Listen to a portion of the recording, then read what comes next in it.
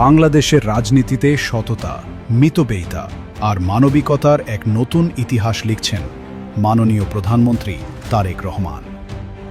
ক্ষমতার চিরচেনা দাপট আর বিলাসিতা পরিহার করে তিনি নিজেকে সমর্পণ করেছেন সাধারণ মানুষের কাতারে। জনভোগান্তি আর যানজট কমাতে তিনি রাষ্ট্রীয় প্রোটোকলের গাড়ি 14টি থেকে মাত্র 4টিতে নামিয়ে এনেছেন। কোনো রাস্তা বন্ধ না করে তার গাড়িবহর সাধারণ মানুষের মতোই ট্রাফিক সিগন্যালে অপেক্ষা করে।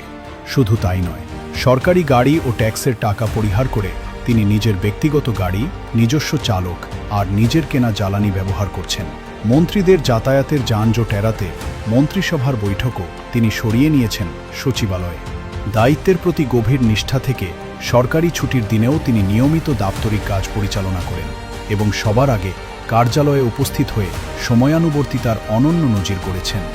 এক কর্মঠ নেতার মতো কুরবানির ঈদের পরদিন নিজেই গাড়ি চালিয়ে 4 ঘণ্টা ধরে ঢাকার বর্জ্য অপসারণ তদারকি করেছেন এবং দায়িত্ব অবহেলায় তাৎক্ষণিক ব্যবস্থা নিয়েছেন। বিলাসবহুল রাষ্ট্রীয় ভবন যমুনা ছেড়ে গুলশানের 196 নম্বর ছোট বাসাটিতে থাকা এই অনাড়ম্বর রাষ্ট্রনায়ক মিতব্যয়িতার এক অনন্য নজির গড়েছেন।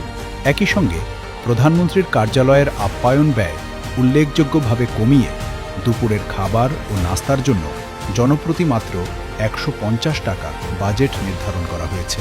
ব্যক্তিপূজার সংস্কৃতি থেকে সরে এসে সরকারি ব্যানার, ফেস্টুন ও প্রচারণামূলক উপকরণে নিজের ছবি ব্যবহার সম্পূর্ণ নিষিদ্ধ করার সিদ্ধান্তও নিয়েছেন।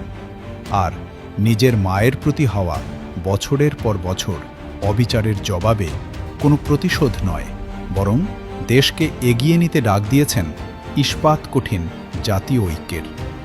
জনকল্যাণমুখী এসব উদ্যোগ, মিতব্যয়িতার চর্চা এবং জাতীয় ঐক্যের আহ্বানের মাধ্যমে প্রধানমন্ত্রী তারেক রহমান ধীরে ধীরে হয়ে উঠছেন জনগণের প্রধানমন্ত্রী।